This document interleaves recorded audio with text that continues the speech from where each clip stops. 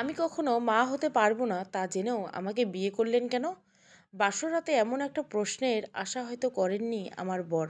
তারপরে আমি তার উত্তরে আশায় আছি।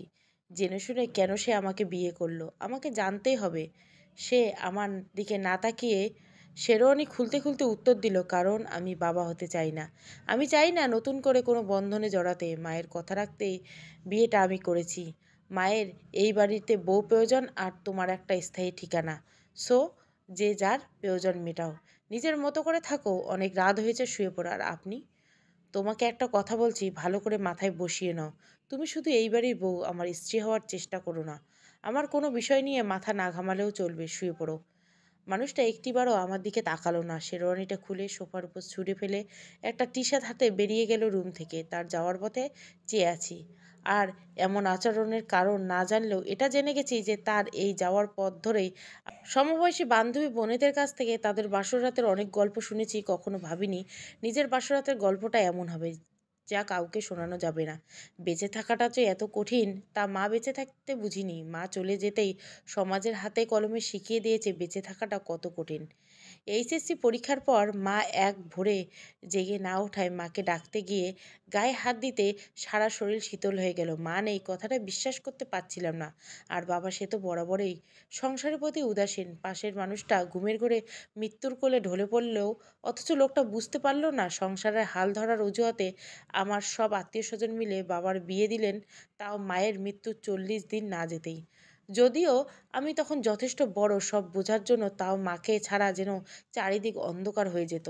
আর সকালের মতো আমার বাবার বিয়ে করা বউ বাবার স্ত্রী হয়েছে ঠিকই, কিন্তু আমার মা হতে তার কোনো ইচ্ছে নেই। উনি আসার মাসখানেকের মধ্যে আমার বিয়ে নিয়ে খুব তোড়জোড় করতে লাগলো। কয়েকটা ঘটককে বলে রেখেছে পাত্র দেখতে। একদিন সকালে এসে বলল, আমার মায়ের কোনো জিনিস যদি আমার প্রয়োজন হয় তবে তা রাখতে, বাকি সব উনি দান করে দিবেন। মৃত মানুষের কিছু রেখে উনি সংসারের অকল্যাণ আনতে চান না। মায়ের আলমারি খুলে যদি তেমন কিছু পায়নি, হয়তো মায়ের শাড়ি গহনা দান করার মতো সৎসাহস ওনার হয়ে ওঠেনি। মায়ের প্রতিটা জিনিসে এখনও মায়ের গন্ধ লেগে আছে। কী রাখবো না ভেবে পাচ্ছিলাম না। যে সকল জিনিসের মায়ের হাতের ছোঁয়া বেশি লেগে আছে, তেমন কিছু জিনিস নিজের কাছে রাখলাম। ইতিমধ্যে কয়েক দফা পাত্রপক্ষ এসে দেখে গেছে। মোটামুটি বিয়ে প্রায় ঠিক করে ফেলেছে আমার বাবার স্ত্রী। বাবাকে বলেও কোনো লাভ নেই। তাই যা হচ্ছে তা ভাগ্য মনে করে চুপচাপ মেনে নিচ্ছি। এই বাড়ির আমার স্থান হবে না সেটা বুঝতে পারছি। আর কিছু না হোক, অন্তত সাথে করে মায়ের কিছু স্মৃতি সাথে নিতে চাই। মায়ের জিনিস গোছাতে গিয়ে হঠাৎ চোখে একটা ফাইল পড়ল। খুলে দেখলাম আমার নাম লেখা, আর ডাক্তারের নামটাও পরিচিত। তখনই মনে পড়ল মা আমাকে নিয়ে গেছিল আমাকে ওনার কাছে পেট ব্যথার জন্য, কিন্তু এসব রিপোর্টের কথা মা বলেনি। আর সেদিনের পর থেকে মা কেমন যেন হয়ে গেছিল, কী যেন ভাবতো, লুকিয়ে কাঁদতো, মনে কৌতূহল নাড়া দিত। ফোন করে ডাক্তারের কাছে গেলাম রিপোর্টগুলো নিয়ে।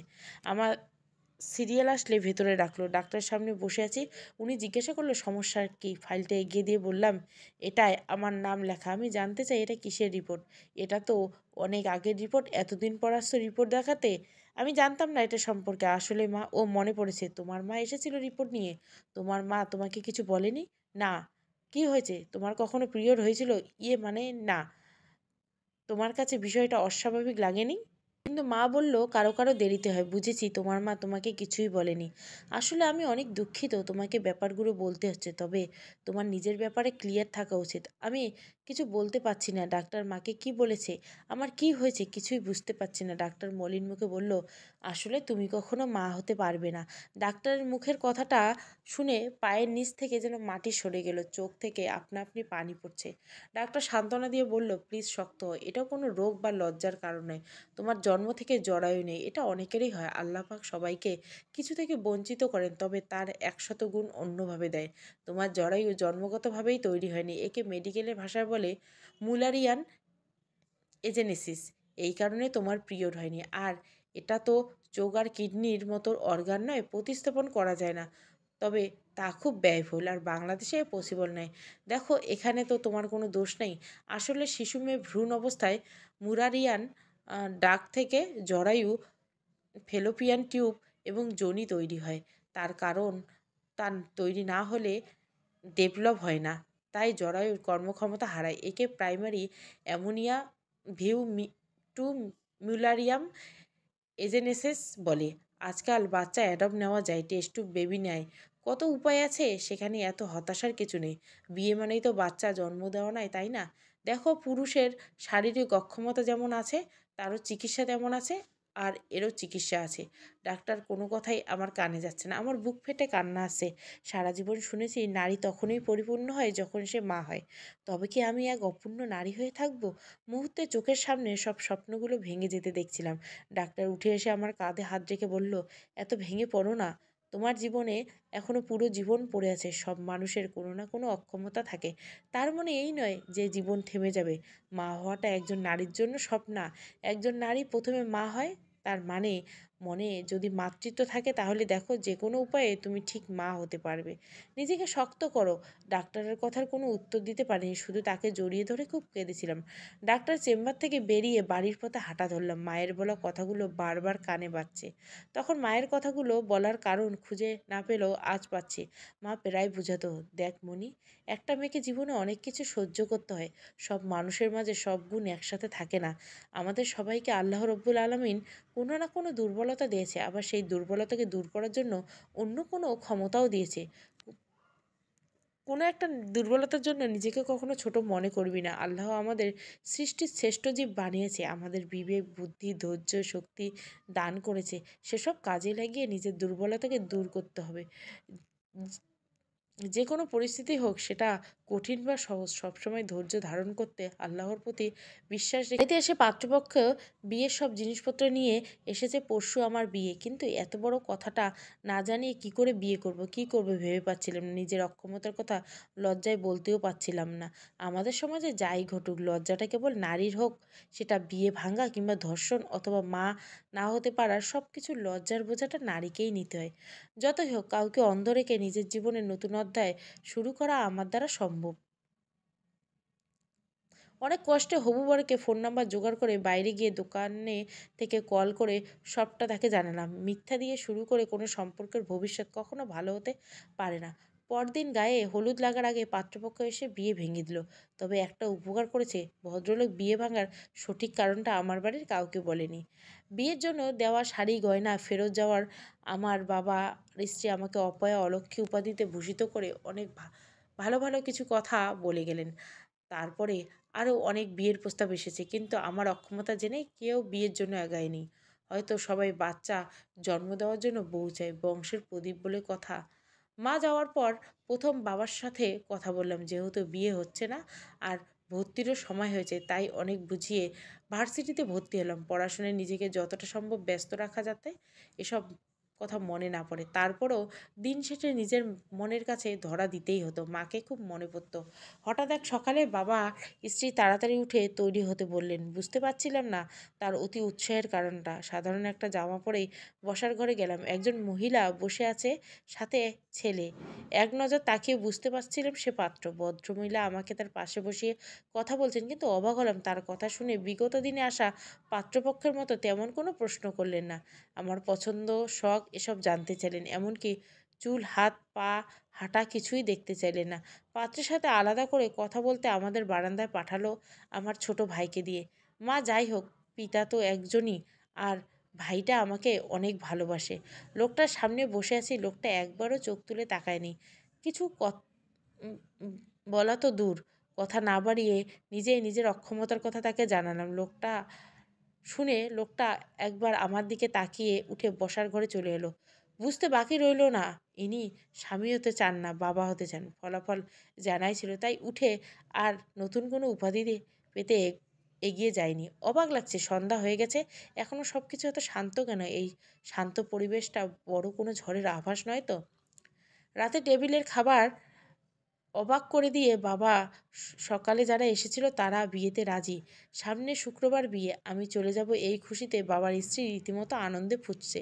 সব যে কেন রাজি হলেন সেটাই মাথায় ঢুকছে না। অনেক চেষ্টা করে তাদের সাথে যোগাযোগ করতে পারিনি। দেখতে দেখতে বিয়ের দিন চলে এসলো। হলুদ দিয়ে গোসল করিয়ে সেই বিকেল থেকে আমাকে এক প্রকার নজরবন্দি করে রেখেছে বাবার স্ত্রী। তার ধারণা আমি বিয়ে ভাঙতে কিছু না কিছু করব। বিয়ে বাড়ির হইচই কিছু আমার ভালো লাগছে না। মনের মধ্যে একটা কথাই খচখচ করছে, বংশ রক্ষা করার ক্ষমতা নাই জেনেও কেন বিয়ে করছেন ভদ্রলোক? বিয়ের পর বিদায়ের সময় ভাইটিকে জড়িয়ে ধরে অনেক কেঁদেছি। বাবার চোখে পানি দেখে কিছুটা অবাক হয়েছিলাম।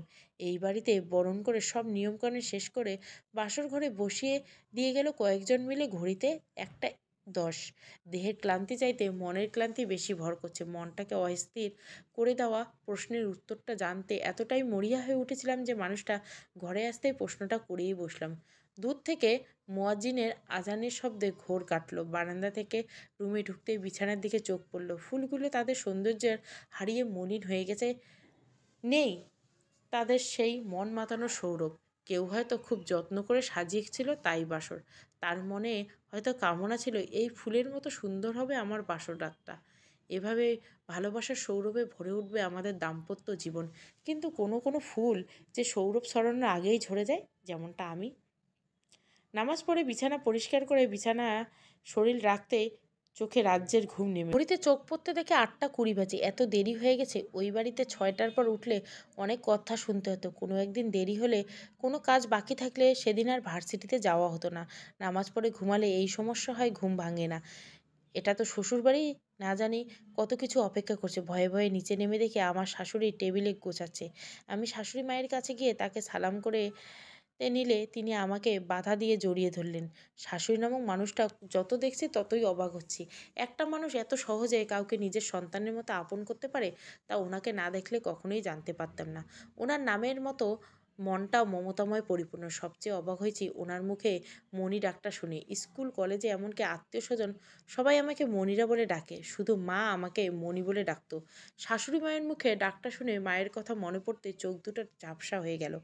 শাশুড়ি মা আমাকে বুকে জড়িয়ে মায়ের মতো সামলে নিলেন। মা মারা যাওয়ার পর আজ কেউ আমার চোখের পানি মুছে দিল। এই বাড়িতে আমি সহ 5 জন আছে। আমার শ্বশুর মারা গেছেন, আমার দেওর সাগর ক্লাস 5-এ পড়ে, আর ননদ সীমা ক্লাস 3-তে।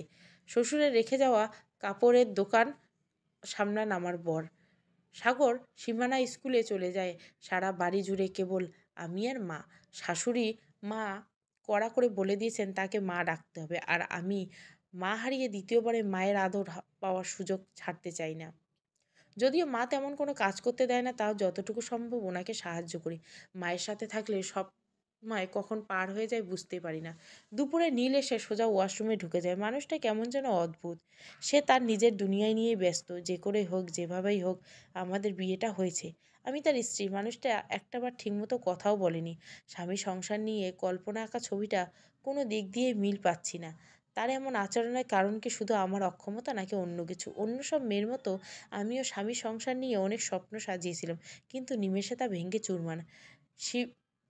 সীমানার ডাকে ভাবনার জগৎ থেকে বেরিয়ে এলেন। মা ডাকছে বলেই হাত ধরে টেনে আমাকে নিয়ে চলল। মেয়েটা দেখতে এত মিষ্টি যে কেউ আদর করবে। আর একদিন এমনভাবে মিশে গেছে যেন কতদিন ধরে চেনে। দুপুরের পর থেকে শুয়ে বসে সময় কেটেছে। সন্ধ্যার নামাজের পর মায়ের রুমে গিয়ে দেখি মা কাপড় গোছাচ্ছে, সাগর আর সীমানাকে পড়াচ্ছে। আমাকে মা ডেকে কাছে বসালেন। কথায় কথায় মা বলেন উনি আমাকে রাস্তায় কোনো বাচ্চাকে খাবার কিনে খাওয়াতে দেখেছেন, সেখান থেকে উনি আমাকে পছন্দ করেন। আর সেই দোকানের কাছে খোঁজ নিয়ে আমাদের বাসায় আসেন বিয়ের প্রস্তাব নিয়ে। মা চলে যাওয়ার পর থেকে যখনই শুনি কোনো বাচ্চার মা নেই, বুকের ভেতরটা মোচড় দিয়ে ওঠে। যখনই সুযোগ পাই চেষ্টা করি মাহারা একটি শিশুর মুখে একবারের জন্য হলে হাসি তুলতে। জানিস মনি, তোকে প্রথম দেখে আমার অনেক পছন্দ হয়েছিল। যার মনে এত মায়া, যার মনটা নিশ্চয় অনেক সুন্দর। আমি সবসময় তোর মতো মিষ্টি একটা মেয়েকে আমার ছেলের বউ করতে চেয়েছি, আর আল্লাহ তা কবুল করেছে। আমার আর কিছুই চাওয়ার নেই। আল্লাহ আমার সব সন্তানকে ভালো রাখুক, সুখে রাখুক, এটাই কামনা করি সবসময়। আমি জানি আমার ছেলেটা একটু গম্ভীর স্বভাবের, কিন্তু ওর মনটা খুব ভালো। দেখিস ও ঠিক সংসারই হবে, আর একটা বাচ্চা চলে আসলে আরও দায়িত্ব হয়ে উঠবে।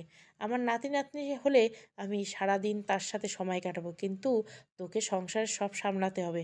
যতদিন নাতি নাতনি আসছে না ততদিন তোর কোনো কাজ করতে হবে না। মায়ের মুখে বাচ্চার কথা শুনে সারা শরীর কেঁপে উঠল। নাতি নাতনি নিয়ে মায়ের আশা কি কোনোদিন পূরণ করতে পারবো না? মানুষটার চোখে মুখে খুশির ছাপ স্পষ্ট ভেসে উঠছে। যখন জানবে আমি তাকে এই সুখ খুশি কখনোই দিতে পারবো না, তখন নিশ্চয়ই অনেক কষ্ট পাবে। মায়ের কথার কোনো উত্তর না দিয়ে চুপচাপ বেরিয়ে এলাম রুম থেকে। স্কুলের বান্ধবীরা প্রতি মাসে কয়েকটা দিন খুব অস্বস্তিতে কাটাতো, তখন নিজেকে ওদের থেকে আলাদা মনে হতো। কলেজে বান্ধবীরা কোনো প্যাড ভালো, কোন প্যাড বেশি শোষণ করে, এসব টপিক নিয়ে কথা বলতো, তখন নীরবে তাদের মাঝ থেকে সরে আসতাম। মাসের কয়েকটা দিন মাকে নামাজ পড়তে দেখতাম না, কিন্তু আমাকে মা ঠিক পড়াতো। মা কেন নামাজ পড়ছে না জিজ্ঞাসা করলে বলতো, আল্লাহ নারীকে বিশেষ মর্যাদা দিয়েছেন, তাই কিছু সময় নামাজ মাপ। তখন খুব রাগ হতো, আমার নামাজ কেন মাপ করে না? তাহলে কি আমাকে আল্লাহ পছন্দ করে না? যতবার প্রশ্ন করতাম ততবার অন্যরকম কোনো বলে আমার মনোযোগ অন্যদিকে ঘুরিয়ে দিচ্ছেন। এখনো মনে আছে, মায়ের বাড়ির কারো ছোট্ট বাচ্চা হলে বারবার সেই বাচ্চাকে কোলে নিতে তাদের বাড়িতে যেতাম। মাকে বলতাম, আমাদের বাসায় কেন বাবু আনো না? বাচ্চাদের প্রতি আমার কেমন যেন একটা অন্যরকম টান অনুভব করে। কিছু পড়ার শব্দে তাকিয়ে দেখে নীল নিচে থেকে কিছু তুলে প্যাকেটে রাখলো। বারান্দা থেকে রুমে আসতে আসতে নীল বেরিয়ে গেল রুম থেকে। আজ বিয়ে 7 দিন হয়ে গেল, এই 7 দিনে একবারও বাবা একটা খোঁজ নেয়নি। হয়তো আপদ বিদায় হয়েছে ভেবে ভালোই আছে। সারাদিন মায়ের সাথে থেকে সময় কেটে যায়। সাগর সীমানা সারাক্ষণ ভাবি ভাবি করে আমার আগে পিছে ঘুরে। ছেলে মেয়ে দুটো খুবই শান্ত আর পড়াশোনায় খুব ভালো। এই 7 দিনে নীলের সাথে 7 সেকেন্ডও কথা হয়নি। নিজের কাজে রুমে আসে, কাজ শেষে বেরিয়ে যায়। রাতে রুমে থাকে না, হয়তো বাড়িতেই থাকে না। তবে এই ব্যাপারে মাকে কিছু বলিনি। রাত 12টা 45, নীল এখনো ফিরেনি। ফোনও বন্ধ। মা দোকানে গিয়েছিল সাগরকে নিয়ে খোঁজ নিতে, কিন্তু দোকান বন্ধ। মা জেগে আছে, বারবার গেটের দিকে তাকাচ্ছে। মা অনেকবার বলছে আমাকে শুয়ে পড়তে, কিন্তু মাকে এভাবে চিন্তায় রেখে রুমে গিয়ে শান্তি পাবো না। মায়ের সাথেই বসে আছি, সাগর সীমানা পাশে বসে ঘুমিয়ে পড়ছে। ভোরবেলায় গেটের শব্দে মা দৌড়ে গিয়ে গেট খুলল। দোকানের ছেলে এসেছে, মায়ের হাতে কিছু দিয়ে কি যেন বলে ছেলেটা চলে গেল। ভেতরে এসে কাগজটা খুলে পড়তে মায়ের মাথায় হাত, এবং কাগজটা পড়ে গেল। মা সেখানে বসে পড়ল। দৌড়ে গিয়ে মায়ের পাশে বসতে মা আমাকে জড়িয়ে ধরে কাঁদতে লাগলো। কি হয়েছে জানতে কাগজটা কুড়িয়ে নিয়ে পড়তে লাগলাম। নীলের চিঠি। সে সব কিছু ছেড়ে প্রবাসে পাড়ি দিয়েছে। সেই সংসারের দায়িত্ব চাপে নিজের স্বপ্ন বিসর্জন দিতে চায় না।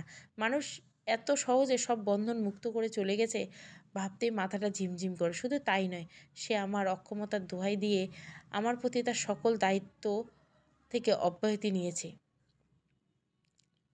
আমার হাতের মেহেন্দির রং ওঠার আগে আমার জীবন থেকে স্বামী নামের ছায়াটা উঠে গেল। সংসার চালানোর একমাত্র মাধ্যম ছিল দোকান, কিন্তু সেই মাধ্যমটা শেষ করে দিয়ে চলে গেছে নীল।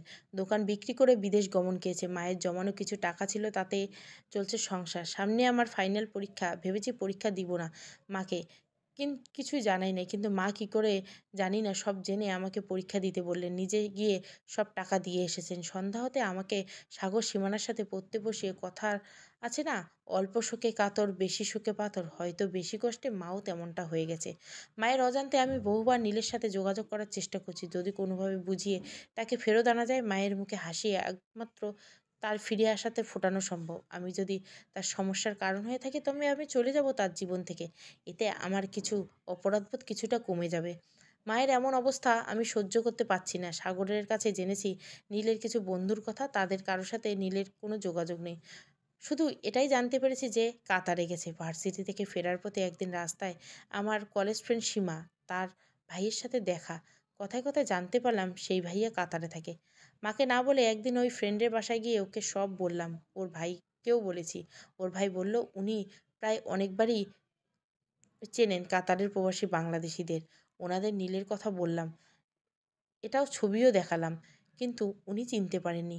মনে ছোট্ট একটা আশা বেঁধেছিল, তাও শেষ হয়ে গেল। আমার পরীক্ষার পর একদিন হঠাৎ আমার কোনো আননোন নাম্বার থেকে একটা ফোন আসলো, আর নাম্বারটা কেমন যেন অন্য নাম্বারের মতো। ফোন রিসিভ করতে ওপাশ থেকে বলল, হ্যালো মনিরা বলছো? জি, আপনি কে? আমি সৌরভ, সীমার ভাই। সীমার কাছ থেকে তোমার ফোন নাম্বার নিয়েছি। ও আসসালামু আলাইকুম, কেমন আছেন? ওয়ালাইকুম সালাম, ভালো আছি। শোনো, যা বলতে ফোন করেছি, তুমি ভালো বলেছিলে না তোমার স্বামী নীলের কথা?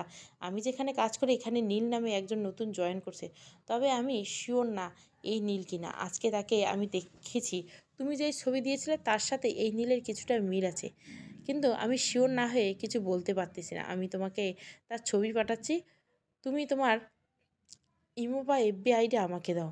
আমার তো সেসব কিছুই নেই। আচ্ছা ঠিক আছে, কাল ওখানে বিকেল 5টায় কোনো দোকান থেকে যেখানে নেট আছে আমি তোমাকে ফোন দিব। সৌরভ ভাইয়ের কথা মতো পরদিন বিকালে গলির মোড়ে একটা দোকানে গেলাম। কিছুক্ষণ পর উনি ফোন করে বললেন দোকানের ছেলেকে ফোন দিতে। দোকানদারের ছেলেটার সাথে কথা বলে উনি ফোন রেখে দিলেন। একটু পর দোকানের ছেলেটা আমাকে তার ফোনে কিছু দেখতে বললেন। ফোনের স্ক্রিনে তাকিয়ে চমকে উঠলাম। নীলের ছবি। তার মানে এই সেই নীল। তবে তার মধ্যে বেশ পরিবর্তন এসেছে। আগের ছবিটার সাথে এখনকার ছবিটা তেমন মিল নেই, কিন্তু ওনার কপালের উপর তিলটা এখনও আগের মতোই আছে। বাসায় বসে এসে ভাবছি মাকে নীলের কথা বলবো, কিন্তু বলবো না। কয়েকবার গিয়েছি মায়ের কাছে, কিন্তু কি বলবো বুঝে উঠতে পারছি না। ফিরে এসেছি রাত 12টার দিকে। সেই নাম্বার থেকে আবারও ফোন আসলো। আমি বললাম যে এই এই সেই নীল। সৌরভ ভাইয়া আমাকে একটা ফোন নাম্বার লিখতে বললেন। উনি বললেন এটা নীলের ফোন নাম্বার।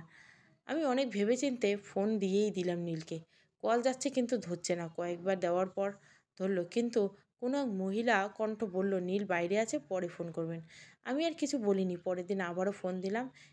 এবার নীল ফোন ধরলো, তবে আমার পরিচয় দিতে উনি বিরক্ত হয়ে যা ইচ্ছা বলতে শুরু করলো। একবারও মায়ের কথা বা সাগর সীমানার কথা জানতে চায়নি। আমি কিছু বলতে যাবার আগেই ফোন কেটে গেল। পরে আবারও ফোন দিয়েছি, কিন্তু ব্যালেন্স না থাকায় ফোন হয়নি। পরের দিন ফোনে রিচার্জ করে ফোন দিলাম, কিন্তু যাচ্ছে না। বিকালে সেই দোকানে গিয়ে ছেলেকে দেখালে ছেলে বলল এই নাম্বার ব্লক করে রেখেছে, এই নাম্বার থেকে ফোন যাবে না। হাতে যেই টাকাটা আছে তাতে বড়জোর 2 মিনিট কথা বলা যাবে। দোকান থেকে কল করলাম। আমার কণ্ঠ শুনে নীল রেগে গেল। প্লিজ ফোন রাখবেন না, শুধু একবার আমার কথা শুনুন। আমি সত্যি বলছি, আর আপনাকে বিরক্ত করব না। কি বলবে তাড়াতাড়ি বলো, আমার সময় নেই। আপনি কিছু না বলে কেন হঠাৎ করে এভাবে চলে গেলেন? আপনি চলে যাওয়ায় মা অনেক কষ্ট পেয়েছে। আপনি একবার মায়ের সাথে কথা বলুন। আমি যদি কোনো ভুল করে থাকি তবে আমাকে যা শাস্তি দিতে চান দিন, কিন্তু আপনার আপনজনদের কষ্ট দিবেন না। আসুন, ফিরে আসুন। দেখো, তোমার এসব ফালতু কথা শোনার আমার সময় নেই। আর কখনো আমাকে ফোন করবে না। তুমি নিজের চিন্তা করো। মাকে বলে দিও তার কথায় তোমাকে বিয়ে করেছি। আমি আমার ঋণ পরিশোধ করেছি। আমার কাছে আর কোনো কিছুর দাবি বা আশা যাতে না করে। আমাকে একটা কথা বলারও সুযোগ না দিয়ে উনি ফোন রেখে দিলেন। সারাটা রাস্তা আস্তে আস্তে শুধু এটাই মনে ঘুরছিল, এ কেমন সন্তান? মায়ের ঋণ কি কখনো শোধ করা যায়? মায়ের একদিনের কষ্ট সন্তান সারা জীবন চেষ্টা করলেও কি শোধ করতে পারবে? এত সহজে উনি বলে দিলেন ওনার কাছে কোনো দাবি, কোনো আশা না রাখতে। মায়ের ভালোবাসার কোনো দাম নেই ওনার কাছে। কেন করছেন এসব? শুধু একটা উন্নত জীবনের জন্য, কিছু টাকার জন্য? এভাবে কি করে কেউ সব কিছু ত্যাগ করতে পারে? লজ্জা ভয় সব ত্যাগ করে কয়েকদিন পর আবারও তাকে ফোন করেছি, কিন্তু নাম্বারটা বন্ধ। হয়তো বদলে ফেলেছে। আমাদের জীবনটা যাই ঘটে যাক না থেমে থাকে না। নীল চলে গেছে, আজ 2 বছর কেটে গেছে। 2 বছরে অনেক কিছু বদলে গেছে, বদলায়নি এই বাড়ির মানুষগুলোর জীবন। মা আজও তেমনি নীরব। আমি পাশের একটা স্কুলে চাকরি করে যা টাকা পাই নিজের খরচ চলে। মা বারণ করেছিল, কিন্তু আমি জোর করে চাকরিটা নিয়েছি। চাকরি হচ্ছে না টাকার জন্য, বেসরকারিতে হচ্ছে না সুপারিশের জন্য। তাও কয়েক জায়গায় চাকরির জন্য ইন্টারভিউ দিয়েছি। নতুন সকাল নিয়ে আসে, নতুন বার্তা, নতুন দিন। কিন্তু সেই সকালটা এমন বার্তা আনবে ভাবতে পারিনি। সকালে ঘুম থেকে উঠে নিচে নামতেই দেখি মা উঠোনে পড়ে আছে। তাড়াতাড়ি হাসপাতালে নেওয়া হলো, কিন্তু 4 ঘন্টার মাথায় মা আমাদের ছেড়ে পৃথিবীকে বিদায় জানিয়ে চলে গেল। ডাক্তার জানালেন অনেক আগে থেকে মায়ের কিডনির সমস্যা ছিল, কিন্তু মা কখনো এই কথা আমাকে বা কাউকে বলেন। নিজের রোগটা নিজের মধ্যে চেপে রেখেছেন। মায়ের কেন এমন চাপা স্বভাবের হয়? সন্তানের কোনো সমস্যা হলে তারা না বললে বুঝে নেয়, অথচ নিজের এত বড় একটা রোগ হাসিমুখে আড়ালে লুকিয়ে রেখেছেন। কেন একটাবার সুযোগ দিলেন না তার জন্য কিছু করার? কেন একবার ভরসা করলেন না আমার উপর? কেন এক সন্তানহারা মা অন্য সন্তানদেরও নিজের থেকে দূরে ঠেলে দিলেন? জীবনে যাকে আঁকড়ে ধরেছি তাকেই হারিয়েছি। মাঝে মাঝে জীবনের প্রতি খুব অভিমান হয়। কেড়ে নিবে যদি? কেন বাঁধে মায়ার বাঁধনে? নাকি আমি বাঁধতে পারি না কাউকে? ভাবি মা আয়। সীমানা স্কুলের জন্য রেডি হয়ে চিরুনি ফিতা নিয়ে দাঁড়িয়ে আছে। মেয়েটা যেন ব- বয়সের আগে বড় হয়ে গেছে। নিজে নিজে সব কাজ করে ফেলে, অথচ ওর বয়সী বাচ্চারা এখনও মায়ের হাতে খাবার খেতে বায়না করে। মা প্রায় সাগর সীমানাকে বলতো বড় ভাবি মায়ের মতো। আমি থাকি আর না থাকি কখনোই তোদের ভাবিকে কষ্ট দিবি না। সবসময় ভাবিকে কথায় আমার কথা মনে করবি। যে যাই বলুক তোর ভাবির আদর্শ সবসময় পালন করবি। মা যাওয়ার পর সাগর আর সীমানার জন্য আমি ভাবি থেকে ভাবিমা হয়ে গেলাম। একসময় জীবনের প্রতি খুব অস্বস্তি লাগতো, নিজেকে শেষ করে দিতে মন চাইতো, কিন্তু সর্বহারা এই দুটোকে ছেলেমেয়েকে রেখে চলে যাওয়ার সাহস হয়নি। এই বাড়িতে এসেছি, এক যুগ কেটে গেছে। সময় তার নিজস্ব গতিতে চলে, সে কারোর জন্য থেমে থাকে না। অনেক কিছু বদলে গেছে। এই সুযোগে শুধু বদলায়নি আমাদের তিনটা মানুষের সম্পর্কের বাঁধন। এখনও সাগর সীমানা সেই ছোট্টবেলার মতো আমার আগে পিছে ঘুরে। ভাবিমা ছাড়া তাদের কোনো কিছুই চলে না। আজ সাগর অনার্স পরীক্ষার রেজাল্ট, জানি সব সময়ের মতো আজও ভালো করবে। তারপরে মনটা কেমন যেন করছে। মায়ের রুমে বসে আছি, মা যাওয়ার পরে রুমে সব কিছু তেমনই রেখেছি। এই রুমটাতে আসলে আজও মাকে অনুভব করতে পারি। মনে হয় যেন সব কিছুতে এখনও মায়ের ছোঁয়া লেগে আছে। প্রতিদিন কয়েকবার এসে মায়ের সব জিনিসে হাত বুলিয়ে মায়ের স্পর্শ নেওয়ার চেষ্টা করি। স্কুলের চাকরিটা ছেড়ে দিয়েছি অনেক আগে। অর্ধেক দিন বাইরে থেকে ছেলেমেয়ে দুটোর যত্ন নিতে পারছিলাম না। আগে টিউশনি করে নিজের পড়ার খরচ চালাতাম, তেমন কয়েকটা টিউশনি করে কোনো রকম চলতো। কিন্তু সাগর সীমানার স্কুলের বেতন দিতে একটু টানাটানি হয়ে যেত। যখন বাইরে বেরোতাম নানান লোকে নানান কথা বলতো, সামনেই অনেক বাজে মন্তব্য করতো, কিন্তু কারো কথায় কান দেয়নি। আমার শুধু একটাই লক্ষ্য ছিল, যেভাবে হোক সাগর সীমানাকে মানুষ করা।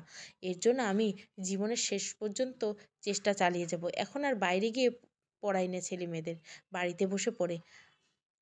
মা সব জানার পরেও আমার অক্ষমতা নিয়ে কখনো কোনো কথা বলেনি। কিন্তু হঠাৎ মা মারা যাওয়ার আগে রাতে আমাকে ডেকে পাশে বসে বলল, মনি, তোকে একটা কথা বলতে চাই। যদি এই কথাটা খুব কম মানুষই জানে। নীল আমার সন্তান, কিন্তু ওকে আমি জন্ম দিইনি। নীলের মা নীলের 12 বছর বয়সে হঠাৎ কোথায় চলে যায়। তখন নীলের বাবা, মানে তোর শাশুর, আমাকে বিয়ে করে। জানিস, প্রথম যখন নীলকে দেখেছিলাম আমার মনটা কেমন যেন করে উঠেছিল। এমন সুন্দর একটা বাচ্চার মা হারা ভাবতেই বুকটা মোচড় দিয়ে ওঠে। বিয়ে হয়ে এই বাড়িতে আসার পর থেকে নীলকে নিজের সন্তানের মতো লালন পালন করেছি। আমি সন্তান জন্ম দেওয়ার আগেই মা হয়ে উঠেছিলাম। নীলও সবসময় আমাকে মায়ের মতো জেনেছে। নীল কেন এমন করলো তার কৈফিয়ত আমি কখনোই ওর কাছে চাইবো না। কিন্তু ওকে যদি কখনো সামনে পাই, শুধু একটাই প্রশ্ন করব, কি কমতি ছিল আমার মমতায়? ও শুধু একটাবার বলতো এই সংসার বোঝা সামলাতে পারবে না, ও নিজের জীবন কাটাতে চায়। আমি নিজের সর্বস্ব দিয়ে ওকে ওর স্বপ্ন পূরণের ব্যবস্থা করে দিতাম। কিন্তু ও কিছুই চাইলো না। নিজের মায়ের উপর একটু বিশ্বাস রাখতে পারলো না। আমাকে সারা জীবনের জন্য অপরাধী করে চলে গেল। আমি নিজ হাতে তোর জীবনটা নষ্ট করে দিলাম। তুই পারলে আমাকে মাফ করে দিস মনি। আমি তোকে সারা জীবনের জন্য দুঃখের সাগরে ভাসিয়ে দিলে গেলাম। আমার নিজের মাতৃত্বের প্রতি খুব বিশ্বাস ছিল রে। আমি জানতাম আমার শিক্ষা কখনো নীলকে কোনো অন্যায় করতে দিবে না। কিন্তু নীল আমার সব জানা, সব বিশ্বাস মিথ্যা করে দিল। কথাগুলো বলতে গিয়ে বারবার মায়ের গলা ধরে আসছিল। মাকে জড়িয়ে ধরে চোখের পানি আর আটকাতে পারলাম না। মা, তুমি কোনো অপরাধ করনি। তুমি আমাকে আমার জীবনের সবচেয়ে বড় উপহার দিয়েছো। আমার কারো প্রতি কোনো অভিযোগ নেই। আমি আর কিচ্ছু চাই না, শুধু তুমি সবসময় আমার পাশে থেকো। আমি থাকি আর না থাকি, নিজেকে কখনো একা করবি না। আমি তোকে জন্ম দিইনি, কিন্তু অল্প দিনের জন্য হলেও তোকে আমি নিজের মেয়ের মতো জেনেছি। আমি তোকে কিছুই দিতে পারলাম না, শুধু দোয়া করি তুই সবসময় সুখে থাকিস। দেখিস, একসময় তোর দুঃখের দিন শেষ হবে। কখনো নিজেকে দুর্বলতার জন্য নিজেকে ছোট মনে করিস না। তোকে এই দুর্বলতা আল্লাহ দিয়েছে, তিনি তোর দুঃখ দূর করবেন। শুধু ধৈর্য হারাস না। সেই রাতে মায়ের বলা কথাগুলো কারণ বুঝতে পেরেছি পরের দিন। ভাবিমা, তুমি এখানে?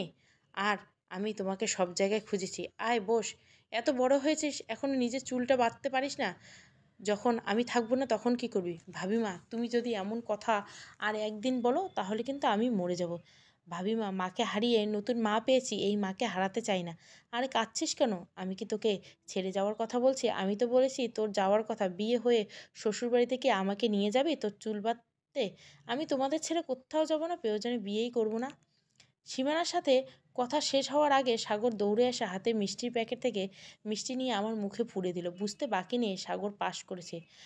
তবে তার চেয়ে খুশির খবর, সাগর চাকরি পেয়েছে। ওর ভালো রেজাল্ট দেখে কোনো কোম্পানি থেকে ওকে চাকরির অফার দিয়েছে, সাথে সামনে পড়াশোনা করার সুযোগ দিবে। সাগর আমার হাত ধরে বলল, ভাবিমা, তুমি আমাদের জন্য অনেক কষ্ট সহ্য করেছো, এবার তোমার দায়িত্ব আমাকে নিতে দাও। আমি তোমাকে কোনো কষ্ট করতে দিব না। কি ব্যাপার, সব মিষ্টি কি ভাবিমার জন্য? আমরাও তো তোমার মিষ্টির অপেক্ষায় আছি। সৌরভ ভাইয়া আসুন। আমি তো আগেই জানতাম তুমি ভালো করবে, শুধু শুধু তোমার ভাবিমা চিন্তা করছিল। সৌরভ ভাইয়া, ভাবিমাও জানতো ভাইয়া ভালো করবে, তারপরও চিন্তা সব সময়। কথায় আছে, বিপদে প্রকৃত বন্ধুর পরিচয়। সেই প্রকৃত বন্ধু হয়ে আমার কঠিন সময়ের পাশে থেকেছে সীমা। অথচ কলেজে তেমন বন্ধুত্ব ছিল না আমাদের।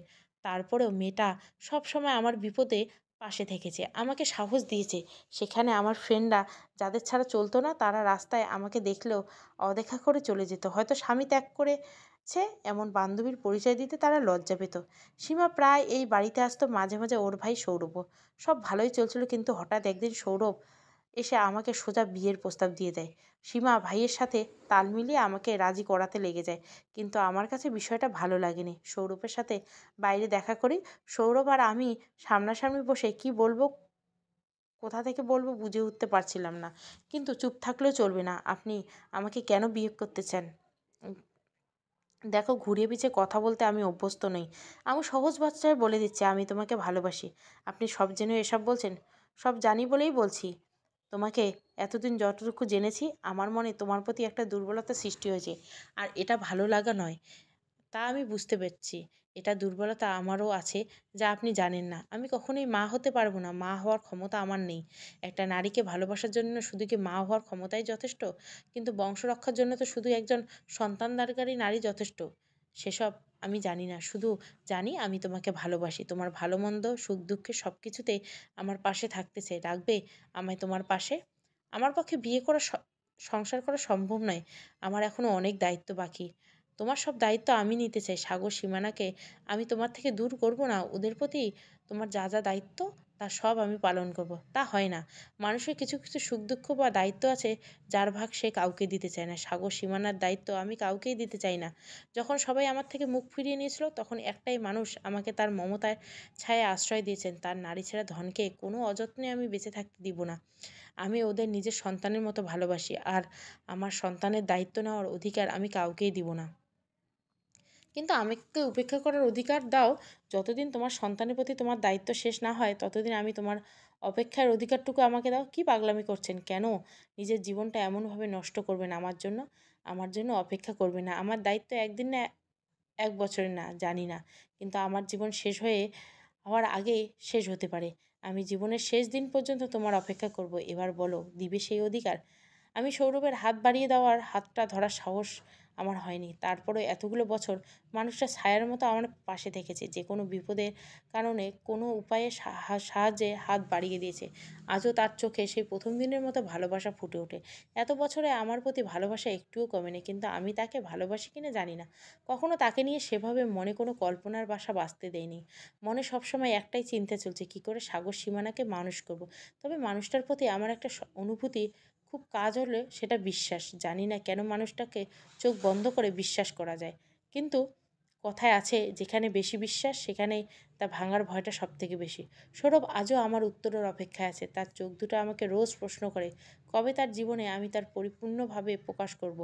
কিন্তু সেদিনের মতো আজও আমি কোনো উত্তর দিতে পারি না। জানি না কখন দিতে। জীবনে অনেক চড়াই-উতরাই পার করেছি, কিন্তু আজ মনে অন্যরকম একটা অনুভূতি আছে। আজ বাড়িতে বিয়ে, সকাল থেকে তারই প্রস্তুতি চলছে। তেমন কেউ না থাকায় নিজেকে সবটা সামলাতে হচ্ছে। তারপরেও মনে একটা শান্তি কাজ করছে। আজ আমার সাগরের বিয়ে, তাও সেই মেয়ের সাথে যাকেও ভালোবাসে। একদিন হঠাৎ সাগর, সীমানা দুজনে এসে আমার সামনে বসে আমার হাত ধরে আমায় বলল, ভাবিমা, তুমি নিজের সব সুখ বিসর্জন দিয়ে আমাদের মানুষ করছো। আমরা এখন তোমাকে সুখী দেখতে চাই। তুমি আমাকে সেই যোগ্য করেছো ভাবিমা, যে আমি সংসারে হাল ধরতে পারবো। এবার তুমি আরাম করবে, কোনো কাজ করতে হবে না তোমাকে। ঠিক আছে, একবার তো এই সংসার সামলানোর মতো কেউ চলে আসুক, আর সীমানা মেডিকেলে পড়া শেষ হোক। তখন তোরা বললেও আমি কোনো কাজ করব না। ভাবিমা, আমার পড়ার তো চাইলেও সময়ের আগে শেষ করা যাবে না, কিন্তু সংসার সামলানো মানুষ চাইলে এখনই আনতে পারো। ঠিকানা? ভাইয়া। বলবো লিজা আপুর কথা? তুই কাকে? তুই বেশি কথা শিখেছিস না? মারবো থাপ্পড়। ভাবিমা দেখো, আমি কিন্তু সত্যি কথা বলছি, ও মারছে। তুই চুপ কর, এবার কিন্তু সত্যি তুই মার খেবে। আহ, তোদের এই বাচ্চাদের মতো মারামারি করছিস, থাম তো। সাগর লিজাকে ভাবিমা আমার সাথে পড়তো। শুধু পড়তো না ভাবিমা, ওর সাথে প্রেম করতো। সীমানা, তুই যা তো, সাগরের সাথে আমায় কথা বলতে দে।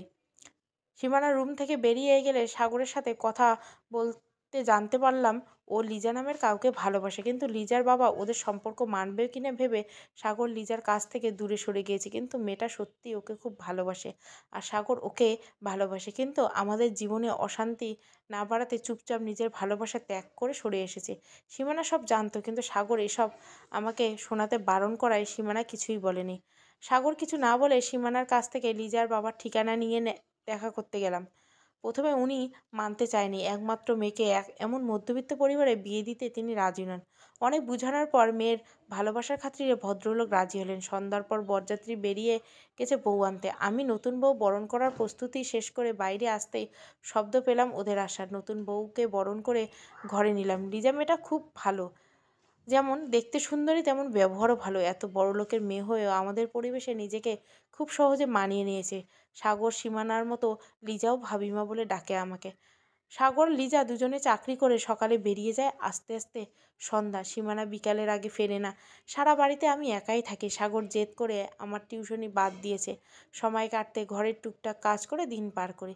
সেদিন মোড়ের মার্কেটে সামনে নীনা আন্টির সাথে দেখা। আন্টি প্রথম দেখাতেই আমাকে চিনতে পারলো। সাগর যখন মাধ্যমিক পরীক্ষা ছিল তখন ওর দিকে নজর দিতে গিয়ে কয়েকটা টিউশন বাদ দিয়েছিলাম। তখন আমাদের উপরতলার 3টা রুম ভাড়া দিয়েছিলাম নীনা আন্টির কাছে।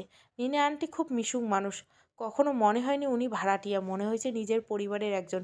ওনার মেয়ে সীমার সাথে খেলতো। আঙ্কেলের বদলি হওয়ায় ওনারা চলে গেছিল। আন্টিকে এতদিন পর দেখে খুব অবাক লাগছিল। বলেছি বাসায় আসতে, কিন্তু সময় স্বল্পতার কারণে আসতে পারেনি। একবার শুক্রবার আমার বাড়িটা ভরা থাকে, সবাই বাসায় থাকে। সারা সপ্তাহে ক্লান্তি ছেলেমেয়ে 3টে একদিন দূর করে। লিজা সকাল হতেই রান্নাঘরে আমার সাথে নতুন রান্না শিখতে ব্যস্ত হয়ে পড়ে, আর সাগর সীমানা সেই ছোটোবেলার মতো ওটা নিয়ে লেগে থাকে। আজ এত বেলা হয়ে গেছে কিন্তু লিজা নিচে নামা না। সাগর বলল ঘুমাচ্ছে। এতদিনে একদিনও মেয়েটা এতবেলা ঘুমায়নি, শরীর খারাপ হয়তো। কফি নিয়ে রুমে গিয়ে লিজাকে ডাকলাম। তেমন কিছু একটা ক্লান্ত লাগছে, হয়তো কাজের চাপ বেশি হয়ে গেছে। কিন্তু দুপুরে খাবার খেতে এসে খাবার রেখে দৌড়ে গিয়ে বমি করতে একটু চিন্তা লাগলো। বিকেলে ডাক্তারের কাছে পাঠালাম সাগরকে দিয়ে। খুব চিন্তা হচ্ছে। এমন হাসি খুশি মেয়েটা মুখটা কেমন মলিন হয়ে গেছে। চিন্তায় হাত পা হয়ে ঠান্ডা হয়ে আসছে। সন্ধ্যার দিকে সাগর লিজাকে নিয়ে বাসায় আসলো। ডাক্তার কি বলছে জিজ্ঞাসা করতে দুজন দুজনের চাওয়াচাওয়ি করছে। কেউ কিছু বলছে না। ওদের চুপ থাকার আবার আমার চিন্তাকে আরও বাড়িয়ে দিচ্ছিল। সাগর কিছু বলে হাতের ফাইলটা আমার দিকে এগিয়ে দিল। আমি খেয়াল করলাম আমার হাতে কাঁপছে। এত কিছুর পর আর কোনো আপনজনের কোনো ক্ষতি আর করার ধৈর্য আমার নেই। সীমানা ফাইলটা আমার হাত থেকে নিয়ে চিৎকার করে আমায় জড়িয়ে দিল। ভাবিমা, আমি ফুপু হতে চলছি। লিজা আপু মা হতে চলছে। দুঃখের অশ্রু অনেক ঝরছে আমার দুচোখ দিয়ে, কিন্তু এই প্রথম আনন্দের অশ্রু। লিজা সাগর দুজনের লজ্জায় লাল হয়ে গেছে। লিজার কাছে যেতে লিজায় কিছু বলল না, আমাকে জড়িয়ে ধরলো। ক্লান্তি, বমি ভাব, মাথা ঘোরা প্রেগনেন্সির লক্ষণ। কিন্তু নিজের সাথে এমন কিছু না ঘটায় কিছুই বুঝিনি এমন কিছু হতে পারে। এর কয়েকদিনের মধ্যে নীনা আন্টি এসেছে। সাগর সীমানাকে দেখে উনি খুব খুশি হয়েছে। আমাদের সবটা উনি জানেন।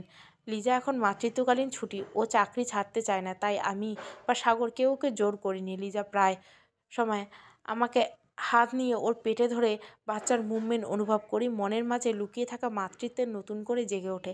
এখন শুধু প্রহর গুনছি সুস্থভাবে সাগর লিজার বাচ্চার আগমনে। একদিন হঠাৎ নীনা আন্টি তার ছেলের জন্য সীমানাকে পছন্দ করে বিয়ের প্রস্তাব দিল।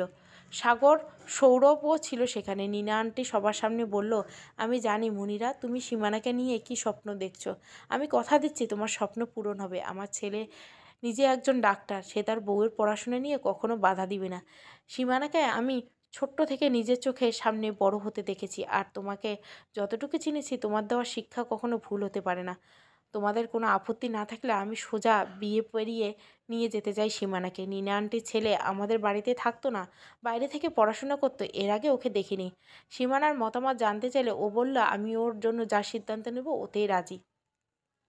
নীনা আন্টির ছেলে আকাশ মায়ের পছন্দ নিজের পছন্দ বলে তার মতামত জানিয়েছে। সেই রাতে আকাশ সীমানার বিয়ের কাজ সম্পূর্ণ হলো, কিন্তু সামনে সীমানার ইয়ার ফাইনাল পরীক্ষা থাকায় ওনারা সীমানাকে এ বাড়িতে রেখে গেল। সীমানার বিয়ে সপ্তাহখানেকের পর লিজার ছেলে হলো। একসাথে এত খুশি আমার জীবনে আসবে তা স্বপ্নে ভাবতে পারিনি। আজ মায়ের কথা খুব মনে পড়ছে। আজ মা থাকলে তার ছেলেমেয়ের সুখ দেখে মনের কষ্ট কিছুটা হলেও ভুলে যেত। সীমানা পর পরীক্ষার পর ঘরোয়াভাবে ছোট্ট করে সীমানাকে নীনা আন্টির বাড়িতে নিয়ে গেল। বিদায়ের সময় মেয়েটা খুব কেঁদেছে। একটা মেয়েকে বিদায় দিতে কতটা কষ্ট হয় একজন মায়ের, তা সেদিন বুঝতে পেরেছিলাম। সারা রাত ঘুম হয়নি, কেমন যেন খালি খালি লাগছে। যা এখন পুরোপুরি সুস্থ। ছেলের বয়স 3 মাস। সুখের সময় কিভাবে কেটে যায় তা বুঝতে পারিনি। ঘুমের ঘোরে দরজা ধাক্কানোর শব্দে ভেঙে গেল। ঘড়িতে দেখি 12টা বাজে। এত রাতে কে? লিজা হবে। প্রায় মেহমেদ না ঘুমালে লিজা আমার কাছে দিয়ে যায় ওকে। উঠে দরজা খুলে দেখি কেউ নেই, আর সারা বাড়ি অন্ধকার হয়ে আসছে। আস্তে আস্তে সামনে যেতে হঠাৎ লাইট জ্বলে গেল, আর সামনে দাঁড়িয়ে থাকা সীমানা, আকাশ, সাগর। লিজা হ্যাপি বার্থডে উইশ করছে। আজ আমার জন্মদিন। মা যাওয়ার পর এই দিনটা কখনো মনে রাখিনি। সারা উঠোন ফুল সাজানো, সামনে একটা কেক, নিচে অনেক বেলুন, ফুলের পাপড়ি পড়ে আছে। ছেলে মেয়েগুলো কখন এসব করলো? সবার সাথে মেহমেদও জেগে। লিজা মেহমেদের হাত দিয়ে আমাকে ফুল দিয়ে কেক কাটতে নিয়ে গেল। কেক কাটা শেষ হলে সাগর আমার কোলে মেহমেদকে দিয়ে একটা চেয়ারে বসিয়ে দিল, আর ওরা সবাই আমার সামনে নিচে বসে পড়ল। আমি কিছু বলার আগে সাগর বলে উঠল, ভাবিমা, আজ তোমার জন্মদিন। তোমাকে কিছু দেওয়ার সাধ্য আমাদের নেই। তুমি আমাদের জন্য যা করেছো তার হিসাব সারা জীবন করলেও শেষ হবে না। ভাবিমা, আমরা তোমাকে কিছু দিতে পারবো না। আজ তোমার কাছে কিছু চাই। কি হয়েছে? তোরা সবাই কি চাইস বল? তোদের ছাড়া আমার আর কি আছে? মনিরা, ভাবিমা, আমরা যে যার জীবনে এগিয়ে গেছি। আমরা চাই এবার তুমি তোমার জীবনে এগিয়ে যাও। অনেক দুঃখ সহ্য করেছো তুমি জীবনে, আর না, তোমার সুখের জীবনে পা বাড়াও। সীমানা, হ্যাঁ ভাবিমা, এবার তুমি নিজের জন্য বাঁচো। নিজের জীবনের সুখটুকু দুহাত ভরে কুড়ে নাও, আর সুখের জীবন থেকে মুখ ফিরিয়ে নিও না। লিজা, আচ্ছা, তোদের কেন মনে হয় আমি সুখে নেই? আমার চেয়ে সুখী কে আছে বলতো? মনিরা, আমরা যতই তোর সাথে থাকি, তোর জীবনে সেই আগের মানুষটার জায়গা কখনোই পূরণ করতে পারবি না। যেই মানুষটা তোর মনের খবর রাখবে, তোর সব অনুভূতিগুলো না বলে বুঝতে পারবে, যে তোর হাত কখনো ছাড়বে না। একটা কথা মনে রাখবি মনিরা, আত্মীয় সবাই হতে পারে না, কিন্তু মনের মানুষ সবাই হতে পারে না।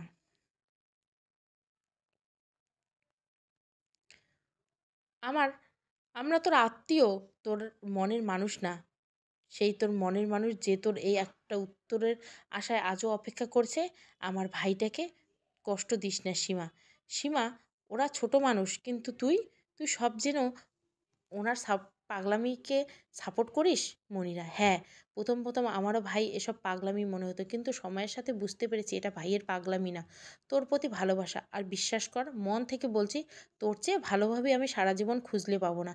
আর ভাইয়ার মনে তুই আছিস, তোর মনে কি সেটা তুই তাকে জানিয়ে দিস। কাল আমি ওকে পাঠাবো তোর কাছে। হয় আমার ভাইয়ের হাত ধরে জীবনে একবার চলে আসিস, নয়তো ওকে চিরদিনের জন্য তোর মনের বাঁধন থেকে মুক্ত করে দে। সীমা, সেই রাতে আর ঘুম হলো না। সারা রাত ভেবেছি, এই মানুষটা এতগুলো বছর আমার জন্য অপেক্ষা করে কাটিয়ে দিল, তাকে কি করে ফিরিয়ে দেয়। আমি যে অভাগী, সুখে যে আমার জীবন সয় না।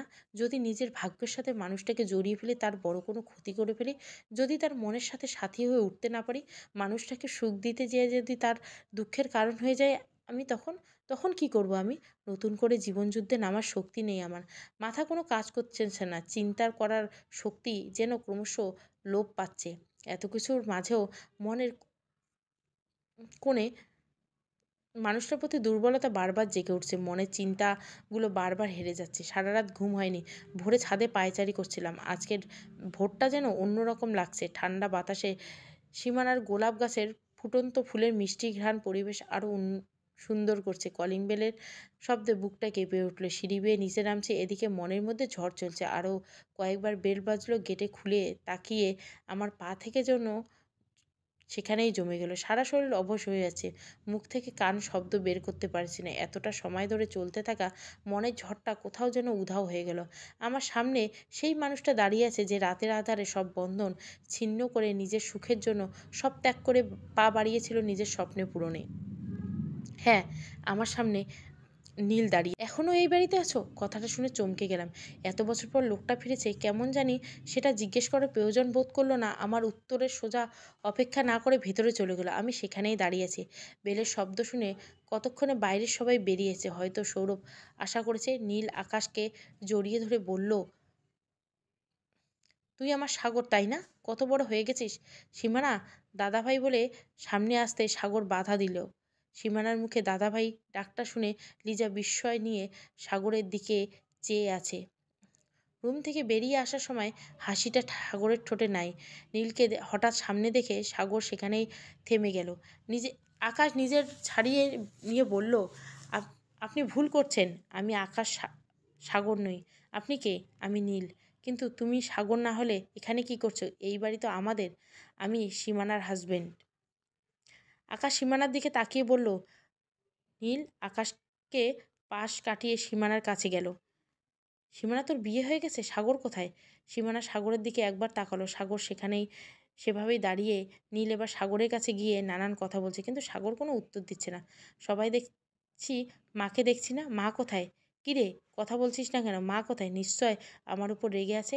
মা এখন আর কারো উপর রাগ করে না, আপনার উপর তো না। তুই একদম ঠিক কথা বলছিস সাগর। মা আমার উপর রাগ করে থাকতেই পারে না? সেটাই। আপনার উপর রাগ করে থাকতে পারেনি বলেই তো চিরদিনের জন্য চলে গেছে। চলে গেছে? মানে কোথায় গেছে? কবে আসবে? মা যেখানে গেছে সেখান থেকে আমি কোনোদিন ফিরে আসতে পারবে না। মা চলে গেছে না ফেরার দেশে। কী বলছিস এসব? কী করে হলো? কী হয়েছিল মায়ের? হয়তো বেঁচে থাকার ইচ্ছাটা মরে গেছিল। ভাবি মা, আমার অফিসে জরুরি কাজ আছে, আজ একটু তাড়াতাড়ি যেতে হবে।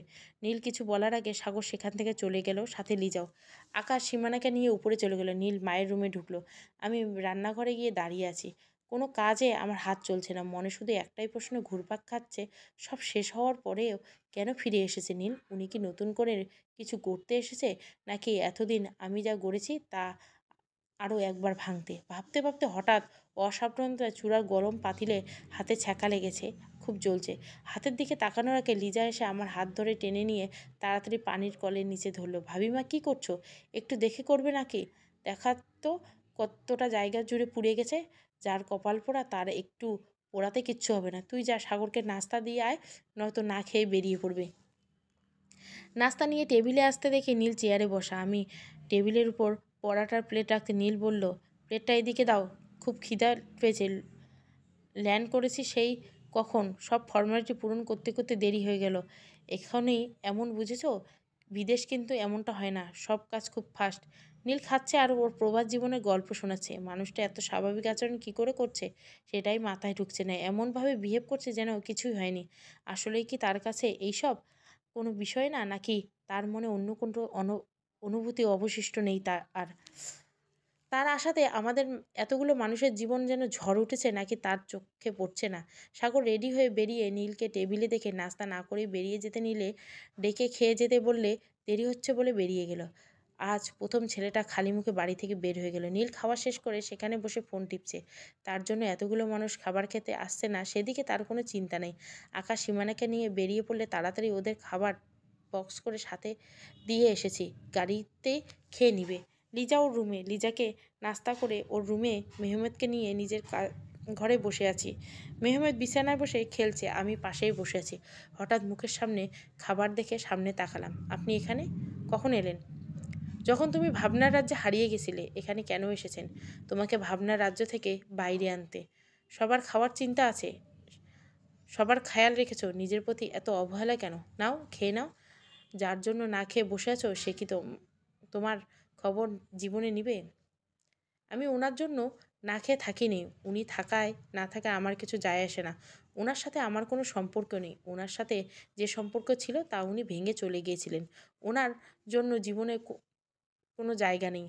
মুখে যা বলছো মনকে কেন বোঝাচ্ছ না? কেন এমন একজন খারাপ মানুষের জন্য মন খারাপ করছো যে তোমার মনের খবর নেওয়ার প্রয়োজন বোধ করে না? কেন এত সহজে দুর্বল হয়ে পড়ছো? সারা জীবন যেভাবে শক্ত থেকে সব পরিস্থিতি মোকাবিলা করছো তেমন শক্ত হয়ে পরিস্থিতি মোকাবিলা করো। আর কতদিন, আর কত পরীক্ষা দিতে হবে আমাকে? আমি যে আর পারছি না। আমি খুব ক্লান্ত। নতুন করে কাউকে হারাতে চাই না। আমার সাজানো সংসারটা আবার ভাঙনে নেমে আসছে। আমার ছেলেমেয়েগুলো সেই ছোট্ট বয়স থেকে অনেক কষ্ট সহ্য করে এতদিনে ওদের জীবনে সুখ আসছে। আবার নতুন করে কোনো কষ্ট ওরা সহ্য করতে পারবে না। সব কিছু ঠিকঠাক হয়ে যাবে, তুমি এতটা ভেঙে পড়ো না। আচ্ছা, একটা কথা, তোমার যদি আমার শার্ট ধুয়ে দেওয়ার ইচ্ছে থাকে তাহলে নর্মাল পানি দিয়ে ধুয়ে দিও, এভাবে চোখের পানি দিয়ে না। সৌরভের কথায় হুঁশ হলো। আমি এতক্ষণে তাকে জড়িয়েছিলাম। নিজেকে সামলে কয়েক পা পিছিয়ে যেতে সৌরভ আমার হাত ধরে বিছানায় বসিয়ে হাঁটু গেড়ে আমার সামনে বসলো। এত বছরে এমনটা আগে হয়নি। লিজা না সংকোচ জানি না, তবে সৌরভের দিকে তাকাতে পারছিলাম না। আমার মন অন্যদিকে ঘোরানোর জন্য ও মনিরা, যা হচ্ছে হচ্ছে, তাতে তোমার কোনো দোষ নেই। নিজেকে দোষারোপ বন্ধ করো। তোমার মন কি বলে সেটা শোনো। কে কি বললো বা ভাবলো তা নিয়ে চিন্তা করো। নীল অনুতপ্ত হয়ে বা ভুল শুধরাতে এসেছে বলে আমার মনে হয় না। ও কেন ফিরে এসেছে তা আমি ঠিক বের করব। আর একটা কথা সবসময় মনে রাখবে, আমি সবসময় তোমার পাশে আছি। তোমার বা তোমার সাথে জড়িত কারো কোনো ক্ষতি আমি হতে দেব না। কাল রাতে সীমা যা বলছে তার জন্য সরি ভুল কিছু বলেনি। সব কিছুরই তো একটা সীমা থাকে। আর কতকাল আপনি অপেক্ষা করবেন? এখনো সময় আছে। আমার সাথে নিজের জীবনটা জড়াবেন না। আমার জীবনের সাথে যে জড়িয়েছে শুধু কষ্ট পেয়েছে। আপনাকে কষ্ট দিতে পারব না আমি। প্লিজ সরে যান আমার জীবন থেকে। সরে যাওয়ার জন্য তো ভালোবাসিনি। তোমার কাছ থেকে দূরে থেকে কষ্ট পাওয়ার চেয়ে বরং তোমার পাশেই কষ্ট পাই। তুমি আমার জীবনে থাকলে আমি সারা জীবন কষ্ট পেতে রাজি। আর যেখানে অপেক্ষার কথা, আমি আমার মৃত্যুর আগ পর্যন্ত তোমার জন্য অপেক্ষা করব। এর অধিকার আমি চাইব না। কেন বুঝতে পারছো না? আমি সব বুঝতে পারছি। তুমি শুধু একবার আমায় বোঝো। আমার চোখের পানি দেখতে চাই না। একদম কাঁদবে না। দেখো, আমাদের বোরিং কথাবার্তা শুনে মেহমেদের ক্ষুধা লেগছে। এই বেচারা নিজে খাওয়া শুরু করে দিয়েছে। আমি সেই কখন থেকে বলছি তুমি খাচ্ছ না, এবার তো খাও। সৌরভ মেহমেদের হাত ধরিয়ে আমার মুখে খাবার ধরিয়ে দিল। আমি মেহমেদের হাত থেকে খাবার মুখে নিয়ে মেহমেদ কান্না শুরু করলো। সৌরভ আমার দিকে তাকালো। ওর করুণ মুখটা দেখে আমি আর না হেসে পারলাম না। মেহমেদের সামনে যা পায় তা মুখে দেয়। হাত থেকে কিছু নিলেই কান্না শুরু করে। মাঝে মাঝে মনে হয় এই মানুষের কাছে যেন জাদুর কাঠিয়েছে, যা ঘুরিয়ে মুহূর্তে সব ঠিক করে দেয়। সন্ধ্যার পর সাগর উঠোনের কোণে একটা ল্যাপটপে কাজ করছে। পাশেই বসে মেহমেদ খেলছে। লিজা আমার সাথে রান্না করে। নীল এসে সাগরের পাশে চেয়ারে বসলো। তুই নাকি চাকরি করিস? এই যুগে চাকরির টাকা দিয়ে কি সংসার চলে? আমার মতে তোকে চাকরি বাদ দিয়ে কোনো ব্যবসা করা উচিত। একটা ছেলে আছে, তার ভবিষ্যতের কথা ভাববি না? আমার চাকরির টাকায় আমার সংসার ভালোই চলছে। টাকার পিছনে ছুটতে গিয়ে সম্পর্কগুলোকে নষ্ট করতে চাই না। আর আমার সন্তানকে আর কিছু দিতে না পারলেও এই শিক্ষাটা অবশ্যই দিব, যাতে সে নিজের স্বার্থের জন্য আপনজনদের ত্যাগ না করে। সাগর উঠে যেতে নিলে নীল পিছন থেকে বলল, সাগর, তুই ছোটবেলায় আমাকে দাদাভাই বলে ডাকতি, আর তুই তুমি করে বলতি। ছোটবেলায় সব কথা মনে থাকে না, আর কিছু স্মৃতি ভোলা যায় না। রাতে খাবার টেবিলে সাগরকে খাবার দিচ্ছে, এমন সময় নীল এসে খেতে বসলো। সাগর চুপচাপ খাচ্ছে। সাগর, আমি ভাবছি আমি আর কাতারে যাব না, এখানেই থাকবো। তুই কি বলিস? আপনি কি করবেন সেটা সম্পূর্ণ আপনার ইচ্ছায়। আমি কি বলবো সেটা বুঝলাম না, কিন্তু এখানে কি করব সেটা বুঝতে পারতেছি না। তোর চাকরির টাকা আমি কতদিন খাবো? তোকে বললাম একটা বিজনেস কর, কিন্তু তুই তো শুনলি না। লিজা হঠাৎ সাগরের সামনে খাবারের প্লেটটা ছুঁড়ে নিচে ফেলে দিয়ে চেঁচিয়ে লিজাকে ডাকলো। লিজা দৌড়ে বেরিয়ে হলো। কতবার বলছি তরকারিতে লবণ কম দিতে? লবণ দিয়ে পুরো তেতো বানিয়ে রেখেছো। এই ছোট্ট একটা জিনিস খেয়াল রাখতে পারো না? সাগরের রাগের কারণটা আমি আর লিজা দুজনে বুঝতে পেরেছি। লিজা নিচ থেকে প্লেটের ভাঙা টুকরোগুলো তুলে নিলে ওকে ইশারায় সাগরের কাছে যেতে বললাম। ছেলেটা রেগে আছে, ওকে সামলানোর প্রয়োজন। আমি নিচ থেকে কাচের ভাঙা টুকরোগুলো তুলে চলে আসতে নিলে নীল বলল, আরে সাগর এমন করলো কেন? লবণ তো ঠিকই ছিল, তেতো তো হয়নি। কিছু কিছু মানুষ আগমন আমাদের জীবনটাকে তেতো করে দেয়, তখন সব কিছু তেতো মনে হয়। আমি কিছুই বুঝি না, এত অবুঝ মানুষ কি করে হয়? উনি সত্যি বুঝতে পারছেন না, নাকি জেনে বুঝে সব করছেন? ভাবিমা, আয় বস। সাগর, আমি জানি তুই রেগে আছিস, তারপরে বলবো এভাবে মাথা গরম করিস না। যতদিন না জানা যাচ্ছে ওনার ফিরে আসার কারণ, ততদিন একটু সহ্য করতে হবে। তুমি বুঝতে পারছো না ও কেন ফিরে এসেছে? ও নতুন করে আমাদের জীবন নষ্ট করতে এসেছে। ওকে দেখলে আমার মাথা ঠিক রাখতে পারি না। ওকে দেখলে আমাদের জীবনের সব দুঃখ কষ্ট আমার চোখের সামনে ছবির মতো ভেসে ওঠে। ওই লোকটাই আমি জীবনে মাফ করব না। ওর কারণে আমরা আমাদের মাকে হারিয়েছি, ভাগ্যের জোরে তোমাকে পেয়েছি আমাদের জীবনে। নয়তো আমরা ভাই বোন কোনো স্রোতে কবেই ভেসে যেতাম। তোমার প্রতি যে অন্যায় ও করেছে, ওর জন্য ওকে কঠিন শাস্তি পেতে হবে। আমার তো ওকে খুন করতে মন চায়। এসব ফালতু চিন্তাভাবনা একদম মাথায় আনবি না। কর্মের ফল সবাইকে ভোগ করতে হবে। সব কিছু আমাদের হাতে নেই। মনে কর এটা আমাদের ভাগ্যে ছিল। এত কিছু তুই সহ্য করছিস, আর এইটুকু সহ্য কর। ভাবিমা, তুমি কি করে এত কিছুর পরে লোকটাকে মাফ করে দিলে? কে বলছে আমি অনেককে মাফ করে দিচ্ছি? সব কিছুর জন্য মাফ করতে পারলো, মায়ের কষ্টের জন্য কখনো মাফ করতে পারবো না। বাড়িতে আসলে মানুষ তো কুকুর বিড়ালকেও অভুক্ত রাখে না। উনি তো মানুষ। অনেক রাত হয়েছে, মেহমেদ ঘুমিয়ে পড়েছে।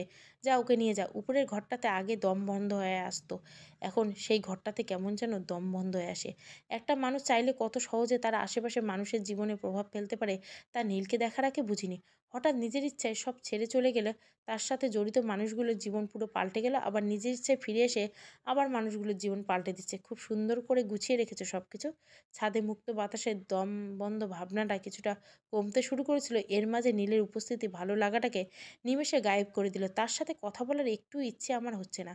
তাকে পাশ কাটিয়ে কিছুতেই আসতে পিছন থেকে নীল আবারও বলল, মনিরা, আমার ভুলগুলো ভুলে গিয়ে আমাকে আর একটা বার সুযোগ দেওয়া যায় না? যেভাবে সবার জীবনে তুমি গুছিয়ে দিয়েছো, তেমনি আমার অগোছালো জীবনটাও গুছিয়ে দাও।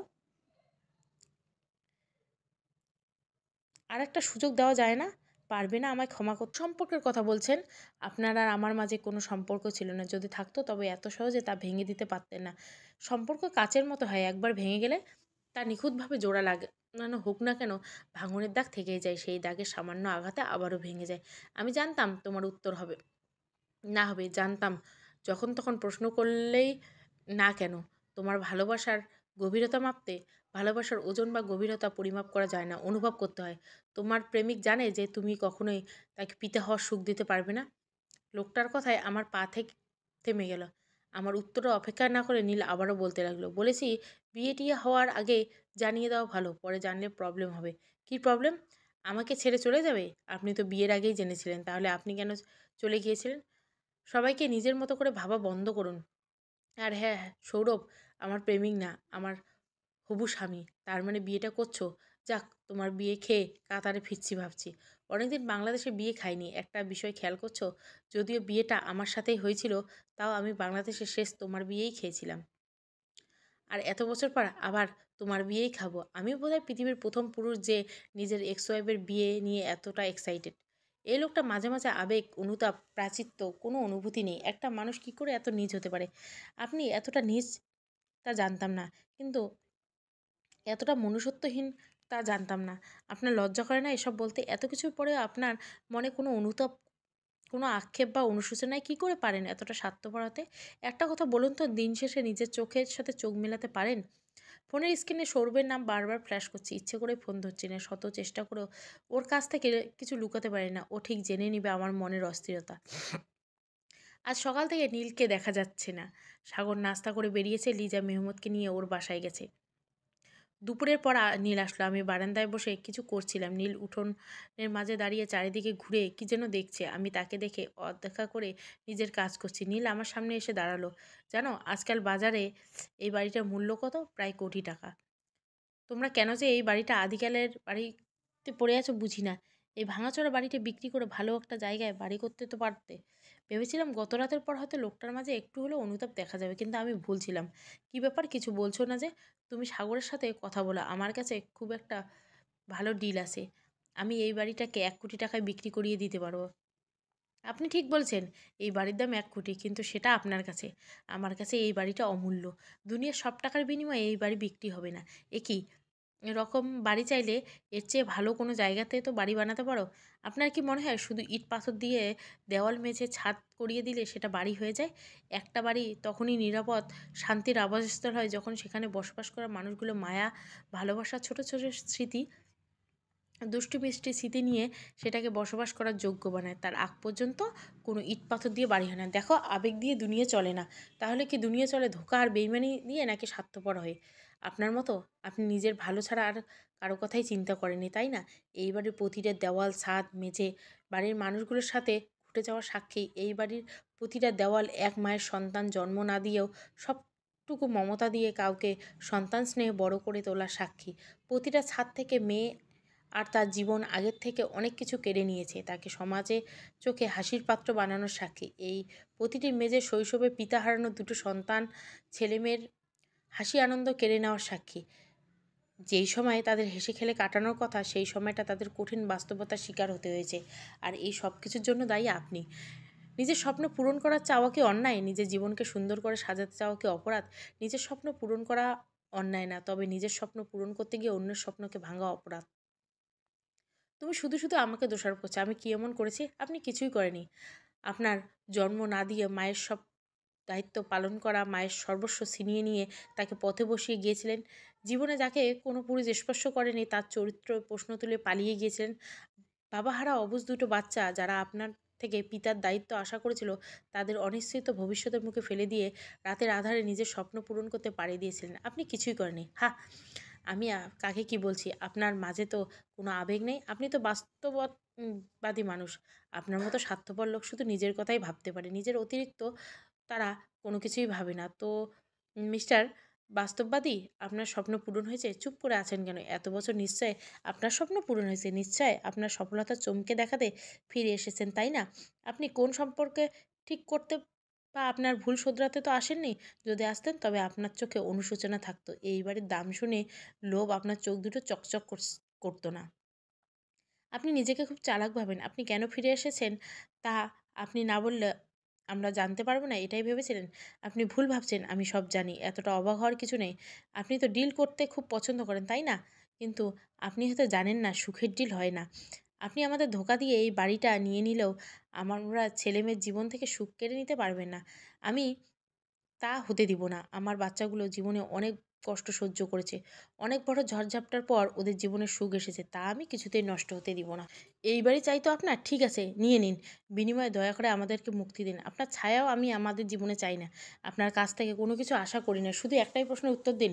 আপনার এভাবে চলে যাওয়ার সঠিক কারণটা কী ছিল? শুধু কি বিলাসবহুল জীবনের আশায়, নাকি এমন কিছু ছিল যা সবার দৃষ্টি অগোচরে রয়ে গেছে? কী জানতে চাও? আমি কেন চলে গিয়েছিলাম? হ্যাঁ, আমি চলে গিয়েছিলাম। আমি আমার জীবনটাকে নিজের মতো করে বাঁচতে চেয়েছিলাম। বাবার মতো সারাটা জীবন কাপড়ের ভেতর থেকে কাটাতে চাইনি। চাইনি নিজের ইচ্ছে স্বপ্ন বিসর্জন দিয়ে ধুঁকে, ধুঁকে বাঁচতে।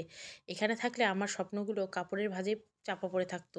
তাই চলে গিয়েছিলাম। জীবনে ভালো থাকতে হলে টাকা লাগে। টাকা থাকলে সব কেনা যায়। আমার বাবা টাকা ছিল না, তাই আমার মা চলে গিয়েছিল। সেদিন আমি প্রতিজ্ঞা করেছিলাম আমি জীবনে অনেক বড় হব। আমি অনেক টাকার মালিক হব। তখন আমাকে আর কেউ ছেড়ে যেতে পারবে না। বড় হওয়ার জন্য আমাকে যা করতে হয় আমি তাই করব। এই বাড়ির মানুষগুলো আমার স্বপ্নের পথে বাধা হয়েছিল, তাই তাদের ছেড়ে চলে গেছিলাম।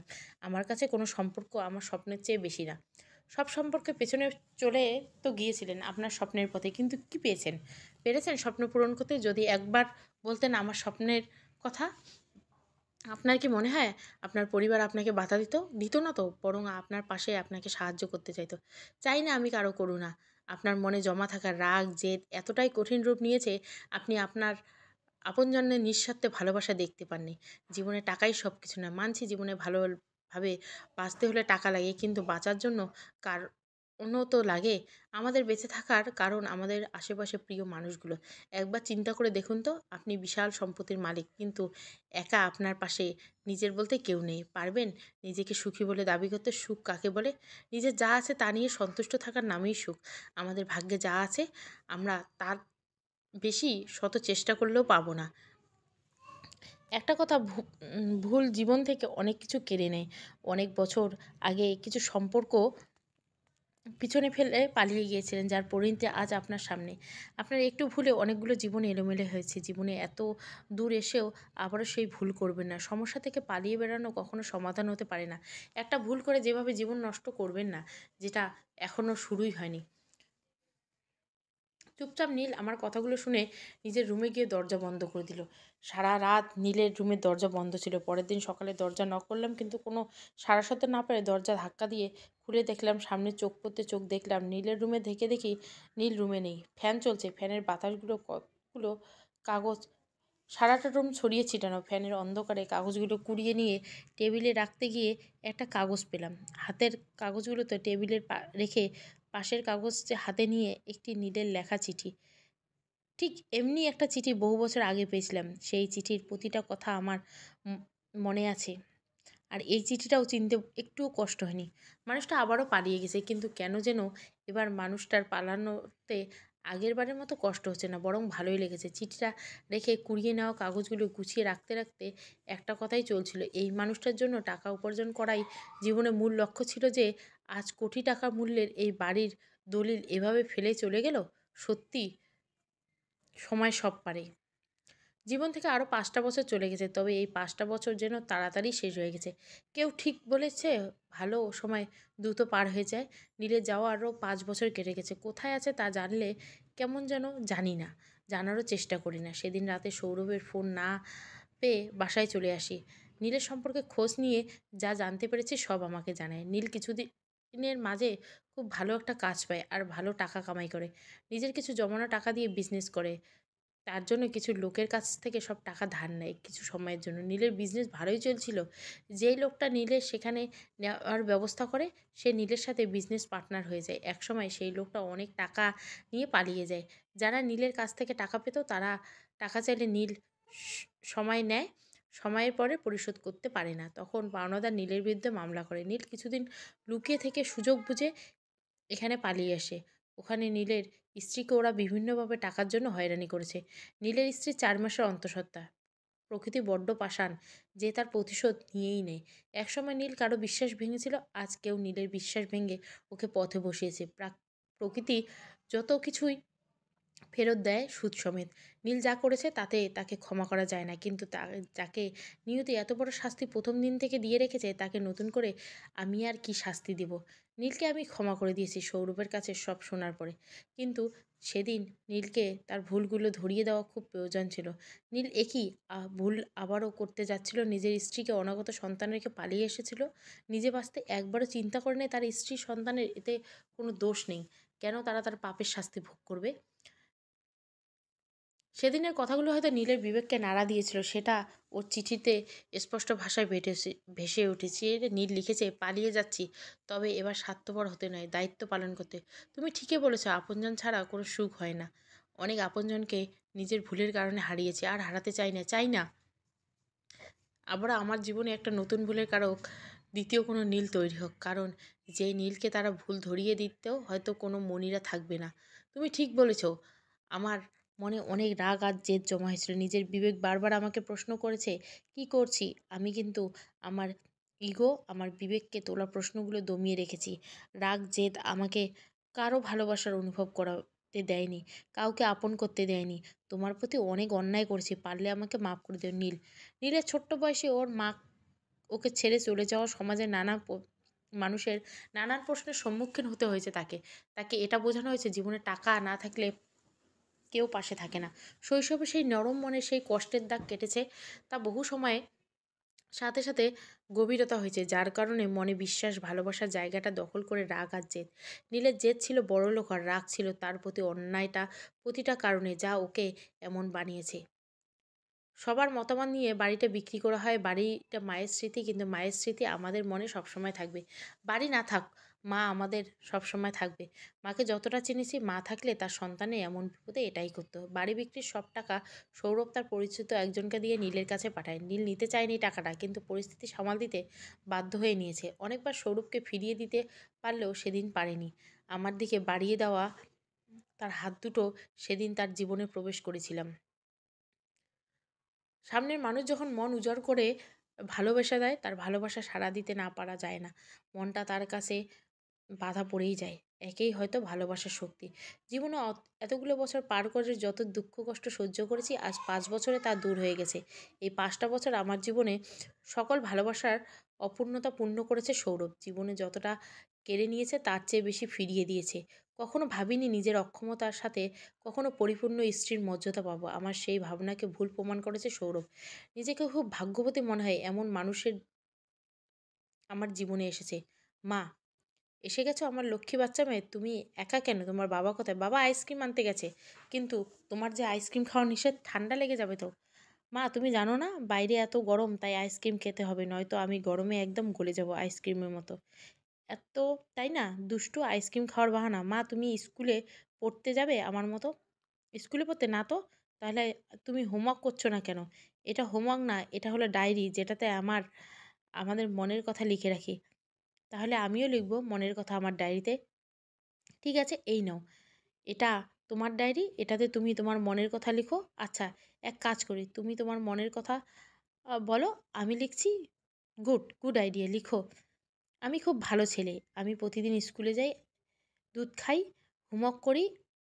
আরও লেখো, আমি মাকে অনেক ভালোবাসি, বাবাকে আম্মুকে পাপা ডাকি। লিখছি, নাও। দাঁড়াও, শেষ হয়নি, এবার নিচে আমার নাম লেখো। নাম? নাম কেন? নয়তো সবাই বুঝবে কি করে এটা আমার মনের কথা? তাই তো, ঠিক বলছো, এই যে লিখলাম, আমার নাম মেহমুদ। দেখো হয়েছে? হ্যাঁ, ওই তো বাবা এসে পড়ছে। বাবা, বাবা জানো, আমি মায়ের সাথে মনের কথা ডায়েরিতে লিখছি। মনের কথা কি লিখছো? কি তোমার কথা? মায়ের থেকে জেনে নাও। তোমার মনের কথা মায়ের থেকে জানবো? হ্যাঁ। আমার সময় নেই, তাড়াতাড়ি আইসক্রিম দাও। আর তুমি মাকে বলো বাইরে কত গরম। মা আমার কথা বিশ্বাস করছে না। আচ্ছা, তুমি কেন মেহমেদের কথা বিশ্বাস করছো না? মেহমেদ তো প্রতিদিন আইসক্রিম খায় না, আজ বাইরে অনেক গরম তাই তো চেয়েছে ঠিকানা। ও ঠিক আছে, ও ছোট মানুষ, ভালো মন্দ বোঝে না, তাই বলে আপনিও ওর সাথে তাল মেলাবেন? ওকে না করতে পারতেন তো, তা না উল্টো ছেলের চেয়ে এক ধাপ এগিয়ে বাহানা শুরু করছেন। ওকে সরি, আর হবে না প্লিজ, অন্তত তো ওকে ছেলের সামনে বইকো না। এই সরি বাকি রইল একান্তের সময় সরি বলবো, কেমন? আপনি দিন দিন আপনার অধঃপতন হচ্ছে বাচ্চার সামনে। হায় হায়, ভালোবাসা এমনি হয়। আপনি আই লাভ ইউ মা, আই লাভ ইউ। এমনি দুষ্টু মিষ্টি মান অভিমানে হাসি আনন্দে কাটছে আমার দিন। মাতৃত্ব অপূর্ণতাকে পূর্ণ করেছে সাগর সীমানা। যেটুকু অপূর্ণ ছিল তা মেহমেদ পূর্ণ করেছে। যেদিন মেহমেদ প্রথম আমাকে মা বলে ডেকেছিল সেদিন আনন্দে আমার মনটা ভরে গিয়েছিল। সাগর লিজা দুজনে চাকরি করে, কতক্ষণ ওরা বাইরে থাকে, মেহমেদ আমার কাছেই থাকে।